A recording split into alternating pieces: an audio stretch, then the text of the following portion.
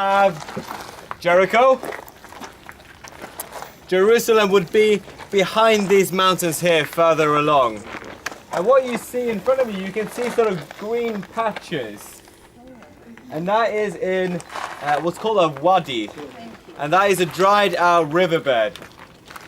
And that would have been the main path going from Jerusalem down to Jericho. People would travel in large groups through this ravine. Jericho Road. The Jericho Road. Well, So between here, where you see green patches. And I mentioned before that there are flash floods in the desert. When it rains, all the water sort of flows together and forms a great stream. And that is what you have here. That is what's given life to these green patches.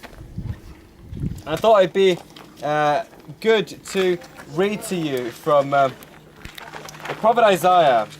He talks about the desert blooming, and that is a picture that people would have known from these sort of flash floods when it's rained, and it gives life to this very, very dry landscape. And this is a vision of the future and the life that God will bring to his people. So listen to Isaiah 35. The desert and the parched land will be glad. The wilderness will rejoice and blossom. Like the crocus, it will burst into bloom. It will rejoice greatly and shout for joy. The glory of Lebanon will be given to it, the splendor of Carmel and Sharon. They will see the glory of the Lord, the splendor of our God. Strengthen the feeble hands, steady the knees that give way. Say to those with fearful hearts, be strong, do not fear, your God will come. He will come with vengeance, with divine retribution. He will come to save you. Then will the eyes of the blind be open, and the ears of the deaf unstopped. Then will the lame leap like a deer, and the mute tongue shout for joy. Water will gush forth in the wilderness, and streams in the desert. The burning sand will become a pool, the thirsty ground bubbling springs. In the haunts where jackals once lay, grass and reeds and papyrus will grow. And the highway will be there. It will be called the way of holiness. It will be for those who walk on that way. The unclean will not journey on it, nor wicked fools will not go about on it. No lion will be there, nor any ravenous beast. They will not be found there, but only the redeemed will walk there, and those the Lord has rescued will return. They will enter Zion with singing, everlasting joy will crown their heads.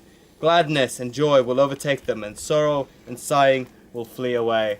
Well, some of that we saw fulfilled in the coming of Jesus. That famous passage that he himself quotes to John the Baptist about the eyes of the blind will be opened and the ears of the deaf unstopped, the lame will leap like a deer. But also this would have been the kind of landscape that Jesus would have been in during his testing, during his time in the wilderness. And I thought we'd read that short passage as well. It's a passage that we skipped in our evening meetings. We've been going through Luke, and I thought let's read that passage from Luke.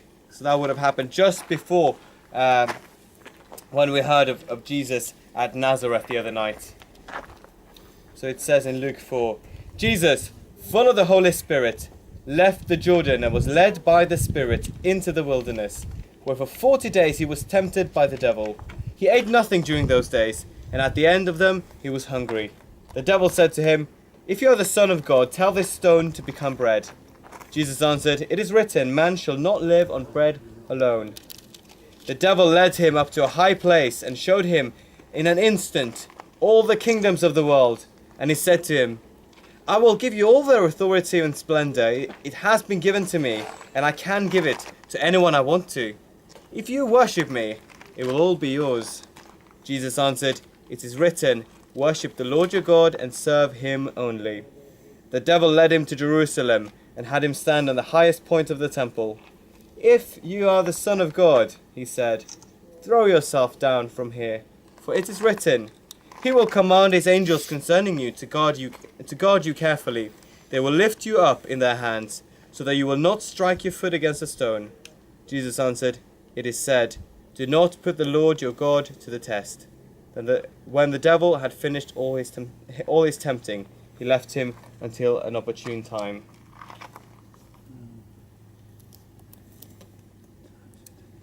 Let's take, say, 15-20 minutes before we meet by the bus. And do enjoy, take your photos and do enjoy this magnificent view. Yes. The first reading was from Isaiah 35. What